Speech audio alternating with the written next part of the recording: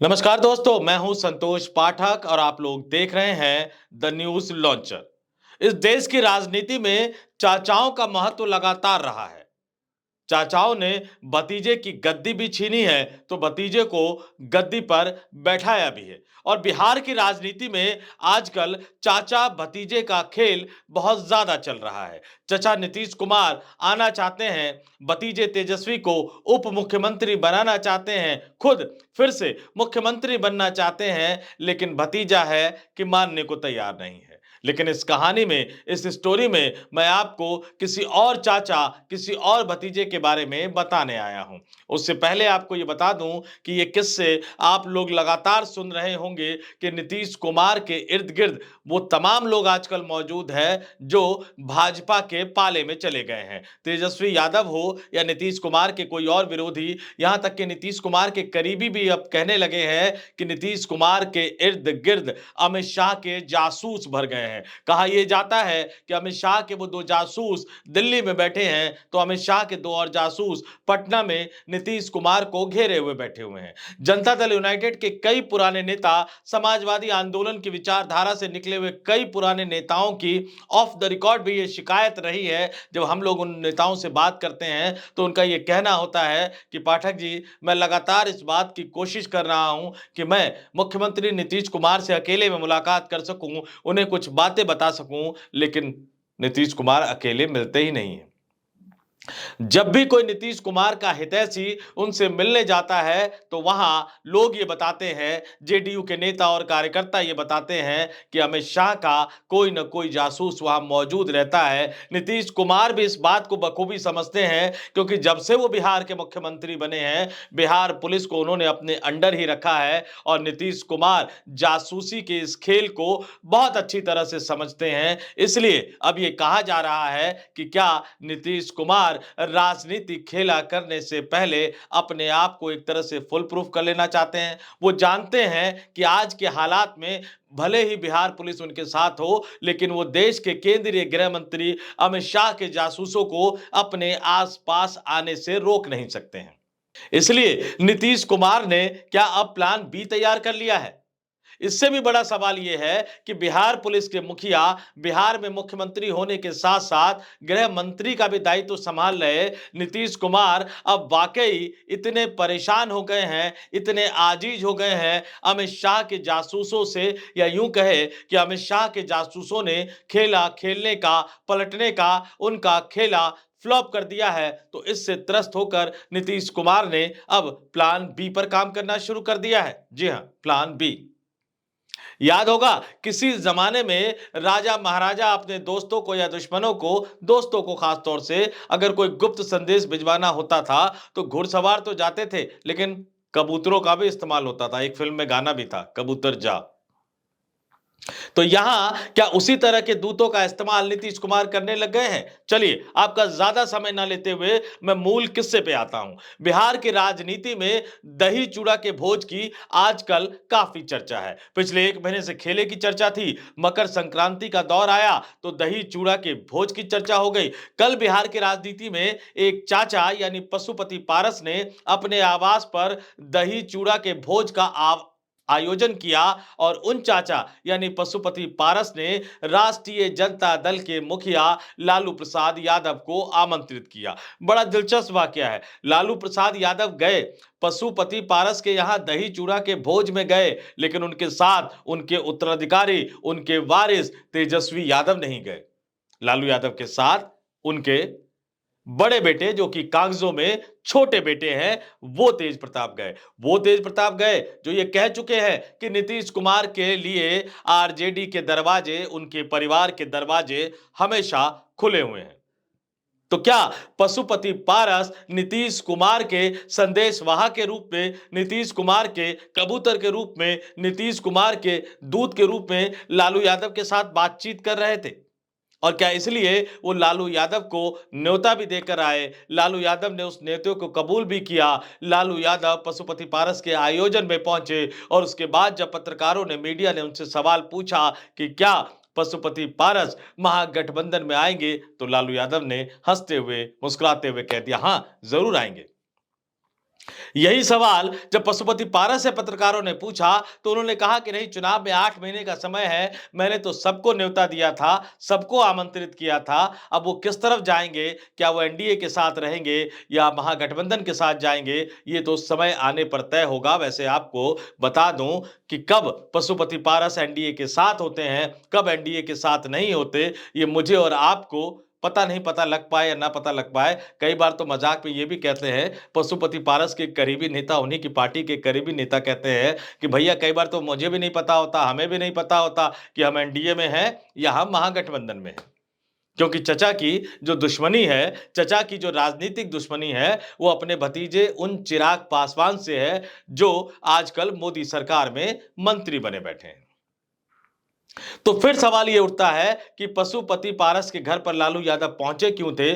पशुपति पारस ने लालू यादव से बात क्या की? और पशुपति पारस के घर से निकलते हुए लालू यादव ने मुस्कुराते हुए उन्हें महागठबंधन में आने की बात क्यों कह दी? जबकि लालू यादव इस बात को बखूबी समझते हैं कि बिहार की राजनीति में अगर रामविलास पासवान की विरासत की बात करें तो वो विरासत लोकसभा चुनाव में चिराग पासवान ने साबित कर दी है कि वो विरासत उनके पास है। पिता रामविलास पासवान के वारिस वो हैं, उनके चाचा यानी रामविलास पासवान के भाई पशुपति पारस नहीं है। इसके बावजूद लालू यादव क्यों पशुपति पारस को महागठबंधन का हिस्सा बनाने को तैयार है, जबकि तेजस्वी यादव ये चाहते हैं कि चिराग पासवान महागठबंधन का हिस्सा बने।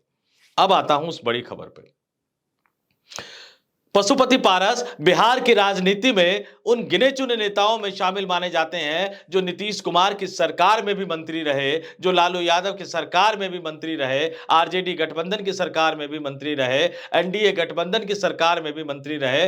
रामविलास पासवान जहां जहां जब जब गए वहां वहां उस नेता के पार्टी में, उस नेता की सरकार में वो मंत्री रहे। और इससे भी बड़ी बात है कि बिहार की राजनीति में पशुपति पारस को नीतीश कुमार का करीबी माना जाता है। कहा तो यहां तक जाता है कि रामविलास पासवान के स्वर्गवासी होने के बाद पशुपति पारस ने अपने राजनीतिक जीवन का पूरा फैसला नीतीश कुमार के हाथ में छोड़ दिया था। वो नीतीश कुमार जिन्होंने पशुपति पारस को राजनीतिक ऊंचाइयों पर पहुंचाया। बदला नीतीश कुमार को चिराग पासवान से लेना था और नीतीश कुमार ने पहले चिराग पासवान की पार्टी तोड़ी। नीतीश कुमार ने चिराग पासवान के सभी सांसदों को यह इंश्योर किया कि वो पशुपति पारस को अपने संसदीय दल का नेता चुने। और उसके बाद नीतीश कुमार ने प्रधानमंत्री नरेंद्र मोदी पर बार बार दबाव डालकर, बार बार उनसे अनुरोध करके पशुपति पारस को मोदी की पिछली सरकार में मंत्री बनाया। जबकि रामविलास पासवान के स्वर्गवासी होने के बाद यह माना जा रहा था और यह भारतीय जनता पार्टी के नेता कह भी चुके थे ऑफ द रिकॉर्ड कि नहीं, रामविलास पासवान जी के जाने के बाद उनकी जगह पर उनके बेटे चिराग पासवान को मंत्री बनाया जाएगा। लेकिन जब वाक्य आया, जब बारी आई मंत्री बनाने की, नीतीश कुमार ने खेला कर दिया। तो बिहार की राजनीति को अच्छी तरह से जानने वाले ये जानते हैं कि पशुपति पारस पटना की धरती पर, बिहार की धरती पर एक भी कदम नीतीश कुमार के पूछे बिना नहीं उठाते हैं। तो क्या नीतीश कुमार के कहने पर पशुपति पारस राबड़ी देवी के आवास पर गए थे? क्या नीतीश कुमार के कहने पर पशुपति पारस ने लालू यादव को दही चूड़ा के भोज के लिए आमंत्रित किया था? और क्या पशुपति पारस ने नीतीश कुमार के कहने पर नीतीश कुमार के फॉर्मूले को लेकर लालू यादव से चर्चा की, जिसके बाद लालू यादव हंसते हुए, मुस्कुराते हुए बाहर निकले और पशुपति पारस को महागठबंधन में लाने की बात करते रहे?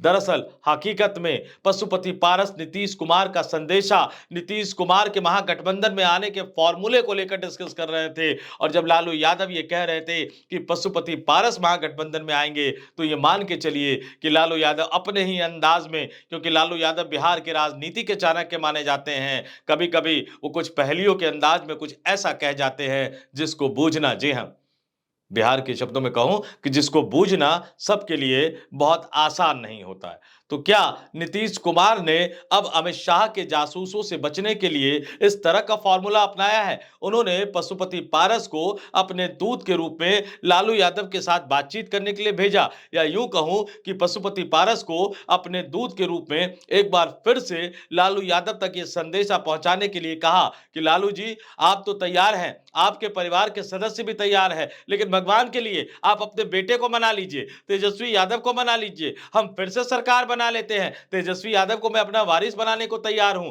मैं तो पहले भी कह चुका था कि हमारी राजनीतिक विरासत को यही तो आगे बढ़ाएगा। बार बार मैं कह चुका हूं। तो मैं तेजस्वी यादव को अपना राजनीतिक वारिस बनाने को तैयार हूं, लेकिन मुझे भारतीय जनता पार्टी के इस मकर जाल से बचा लीजिए, अमित शाह के जासूसों से बचा लीजिए। भारतीय जनता पार्टी जिस तरह से मेरी पार्टी को खत्म करने पर तुली हुई है, उसको बचा लीजिए। तो क्या ये संदेश नीतीश कुमार ने पशुपति पारस के जरिए लालू यादव तक पहुंचाया?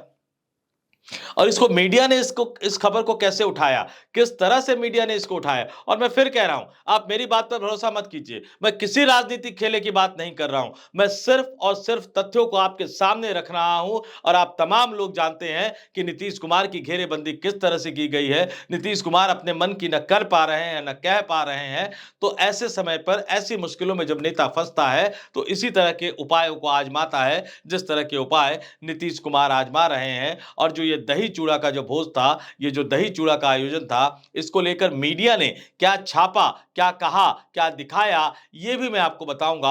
आप अपने स्क्रीन पर देखिए, मैं आपको न्यूज़ 24 की एक खबर दिखा रहा हूं दोस्तों। हेडलाइन देखिए क्या है, बिहार में इंडिया को मिलेगी संजीवनी, क्या पशुपति पारस थामेंगे हाथ, दूध चूड़ा यानी दही चूड़ा से बदली बयान। नीचे अगर आप खबर पे आएंगे तो पूरी खबर दे रखी है कि किस तरह से लालू यादव ने बयान दिया।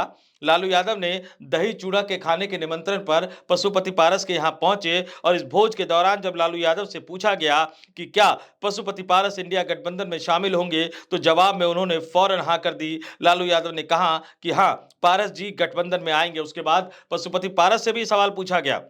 पशुपति पारस ने ये क्या कहा? पशुपति पारस ने कहा कि आज के दिन से नए साल की शुरुआत होती है। इसी शुभ दिन पर मैंने आरजेडी, जेडीयू और बीजेपी समेत सभी दल के लोगों को न्योता दिया। सभी पार्टी के लोगों ने इस भोज में हिस्सा लिया। ये बहुत अच्छी बात है। लालू यादव के साथ मुलाकात पर पशुपति पारस ने कहा कि लालू जी के साथ मेरा पुराना रिश्ता है। मैं 1977 से बिहार में विधायक रहा हूँ। लालू जी के कार्यकाल में भी मैं 3 बार मंत्री रहा हूँ। मेरा उनसे बड़े छोटे भाई का रिश्ता है। इसका चुनाव से कोई लेना देना नहीं है। जब इंडिया गठबंधन में यानी महागठबंधन में शामिल होने की बात पूछी गई, तो पशुपति पारस ने कहा कि समय का इंतजार करिए, समय बलवान होता है। अभी चुनाव में 8 महीने का समय है, देखिए क्या होता है। मैंने भोज में सबको निमंत्रण दिया, जिसकी श्रद्धा होगी वो आएंगे। बिल्कुल सही कहा पशुपति पारस ने, समय बहुत बलवान होता है। कुछ महीने पहले वो केंद्र की मोदी सरकार में मंत्री हुआ करते थे, कैबिनेट मंत्री हुआ करते थे, पूरी पार्टी उनके हाथ में थी। फिर वक्त बदला, ऐसा बदला कि पूरी पार्टी एक तरह से चिराग पासवान के हाथ में चली गई। भाजपा ने उन्हें एक सीट देने के लायक तक नहीं समझा, और चिराग पासवान आज मोदी सरकार की कैबिनेट में मंत्री बने हैं। जाहिर तौर से पशुपति पारस को ये टीस कहीं ना कहीं साल रही होगी, और वो भी चाह रहे होंगे कि सत्ता के समीकरण में बदलाव आए, लेकिन वो इंतजार कर रहे हैं। दरअसल जब वो कह रहे थे कि अभी 8 महीने का समय है, तो ये शब्द उनके जरूर थे, लेकिन भावना नीतीश कुमार की थी। और ये किस तरह से आगे ये तमाम चीजें बढ़ेंगी, किस तरह से खेला होगा या नहीं, पलटेंगे या नहीं, इन तमाम चीजों को लेकर मैं बार बार एक बात कह रहा हूं, तथ्यों के साथ कह रहा हूं कि 18 जनवरी का दिन बहुत महत्वपूर्ण होने जा रहा है दोस्तों। कैसे होने जा रहा है? आप लालू यादव का बयान सुन चुके, आपने पशुपति पारस का बयान सुन लिया। 18 जनवरी को कांग्रेस के पूर्व राष्ट्रीय अध्यक्ष, कांग्रेस के नेता, कांग्रेस के चेहरे, गांधी परिवार के वारिस राहुल गांधी बिहार में होंगे। और 18 जनवरी को ही लालू यादव ने अपनी पार्टी यानी राष्ट्रीय जनता दल के राष्ट्रीय कार्यकारिणी की बैठक बुलाई है। वो 18 जनवरी का दिन बहुत महत्वपूर्ण होगा। उस दिन क्या कुछ निकलकर सामने आता है। और याद कीजिए कि राहुल गांधी यानी कांग्रेस के नेतृत्व में इंडिया गठबंधन बनाने में लोकसभा चुनाव से पहले सबसे ज्यादा महत्वपूर्ण भूमिका जिस नेता ने निभाई थी, वो नेता नीतीश कुमार थे। लालू यादव भी इसको बखूबी समझते हैं, राहुल गांधी भी इसको बखूबी समझते हैं। लालू यादव को अपने बेटे को बिहार का मुख्यमंत्री बनाना है, राहुल गांधी को केंद्र की सत्ता से नरेंद्र मोदी को बाहर करना है। इन तमाम एजेंडों के बीच नीतीश कुमार का एकमात्र एजेंडा है कि बीजेपी की चाल को फ्लॉप करते हुए वो अपनी पार्टी, अपनी सरकार और अपना मुख्यमंत्री, ये तीनों चीजें बचा सके। और इन तीनों नेताओं का, नीतीश कुमार, लालू यादव और राहुल गांधी का एक कॉमन इंटरेस्ट है कि इनको भारतीय जनता पार्टी को सबक सिखाना है। खेला होगा या नहीं, ये कहना अभी ठीक नहीं है, ना ही मैं आपको ये बताऊँगा, लेकिन 18 जनवरी वो महत्वपूर्ण दिन है, उसका इंतज़ार कीजिए। पशुपति पारस ने वो फ़ॉर्मूला पहुँचा दिया, लालू यादव को संदेशा पहुँचा दिया, अब वो लालू यादव का संदेशा नीतीश कुमार तक पहुँचाएँगे, बहुत जल्द पहुँचाएँगे और फिर 18 जनवरी का वो महत्वपूर्ण दिन आएगा, जो बिहार की राजनीति के हिसाब से बहुत ज़्यादा उठा-पटक वाला, बहुत ज़्यादा हलचल वाला दिन रहेगा। इस वीडियो में फिलहाल इतना ही। मुझे यानी संतोष पाठक को दीजिए इजाज़त। आप तमाम लोग देखते रहिए द न्यूज़ लॉन्चर। नमस्कार।